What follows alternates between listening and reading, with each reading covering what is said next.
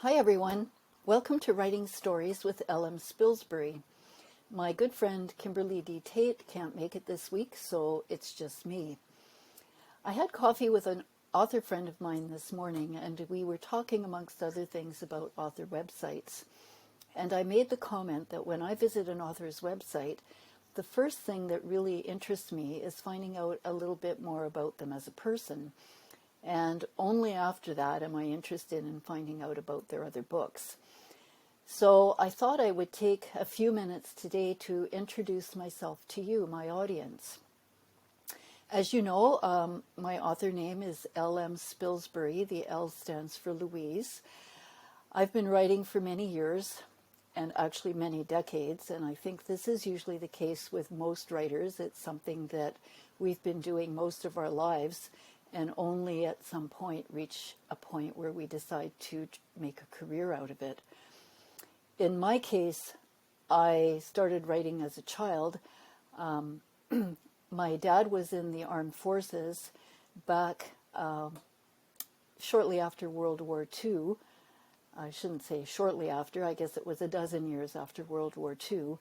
And he was stationed overseas in Europe, and I spent 5 years living in Europe during very formative years between the ages of 8 and 13. And one of the things my parents loved to do was to go traveling all over the continent during my dad's vacations. And so I was exposed to churches and monuments and sites and beaches. The beaches were important at that age. But it gave me a sense of history and of the continuity of human events in a geographical setting. So the geography of a story has become very important to me from that background. When my dad was stationed back in Canada, I'm actually Canadian, I've lived the rest of my life actually in the province of Ontario, and came to the city of Guelph to go to university, and actually never left. So this is where I've made my life, is in the community of Guelph. I worked for many, many years at the local university, and then at the Ministry of Agriculture, which is the provincial ministry that governs the industry of agriculture. And I always worked in a laboratory setting, since my background was in the sciences, and spent my whole career working in laboratories testing mostly food, but earlier on I was also testing soil and animal feed. So you can see that my background is, from a scientific point of view, linked into the agriculture industry. When I retired in 2016, I decided that I would finally have time to spend writing stories, which is what I always wanted to do. And I published my first book actually in 2018, and it was called Survivor. I've since pulled that book on the advice of a mentor and reissued it in 2 separate volumes. The first one, which you can see back here, is Immunity Cage, and the second one is Immunity Bond. And the story that was originally in Survivor has been expanded upon and reissued in 2 volumes.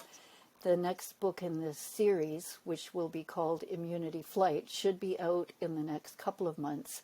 It's at the moment at the editor's, and I'm just waiting to find out what she has to say and what kind of rewriting I need to do before it comes out.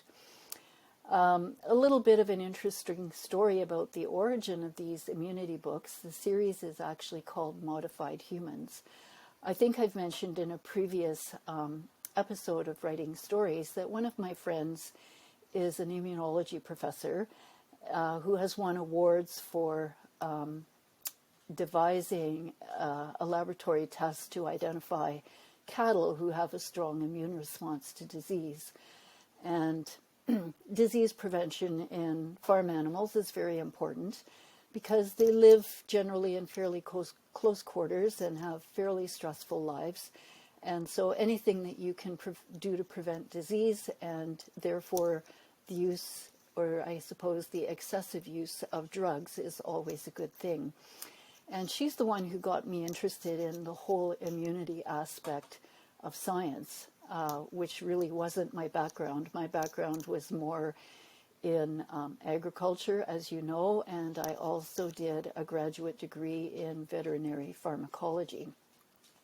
So immunology, which wasn't totally alien, was still a little bit different than what I was trained in. And I, for some reason that I still don't really understand, decided I was going to place these stories in Canada in a setting that I know, but 100 years in the future. And it was, I suppose, I mean, I guess because I've written the books, it was a good idea.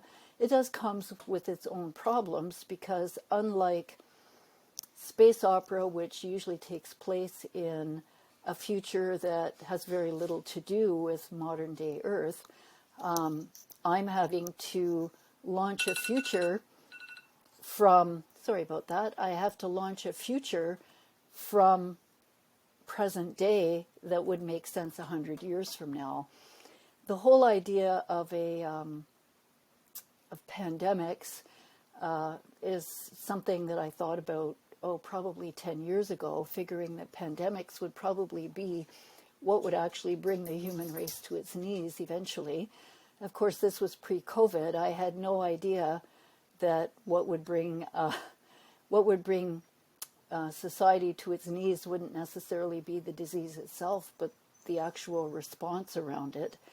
But that's a story for another day.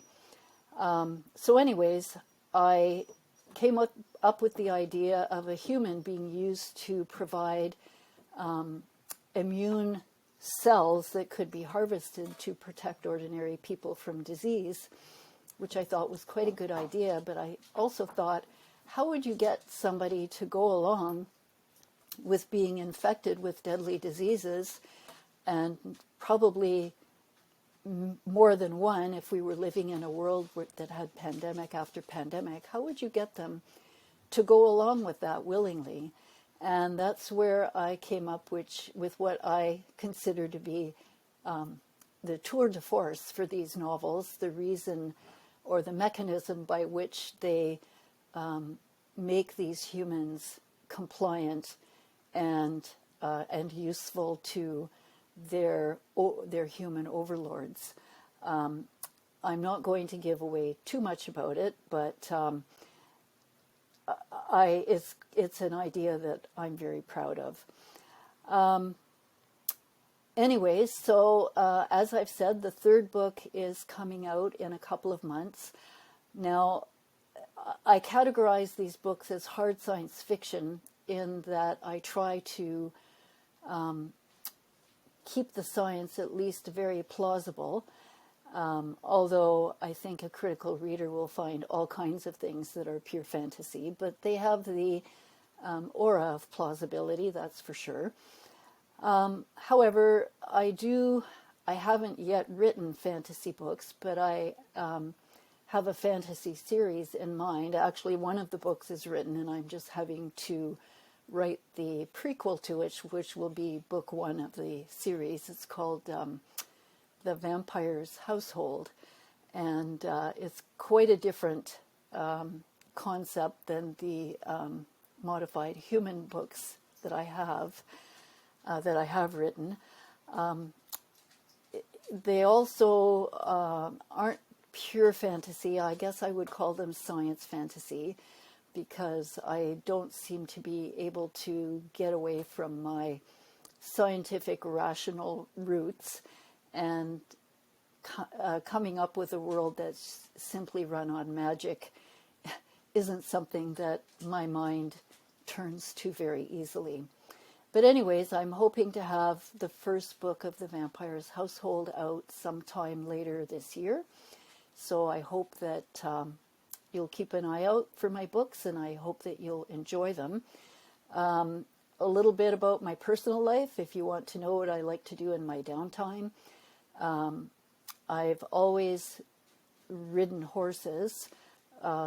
one day when I woke up when I was very young, I woke up one morning and I knew without a shadow of a doubt that one day I would own a horse and one day I would write a book, and both these truths made me very happy. And so I finally come to the point in my life where I'm writing the books, but I have been riding horses for many years, and horses make an appearance in all my stories as well, because they are one of my very deep loves in life. And at the moment, I have an older off-the-track thoroughbred called Larry, who has taught me many things, even though I've had many horses previous to him. And if you visit my website, you'll find a link to another site called Horse Lover, where I have written a number of articles about horses in general and about Larry in particular. It's lapsed a little bit this past couple of years, but I will be getting back to it.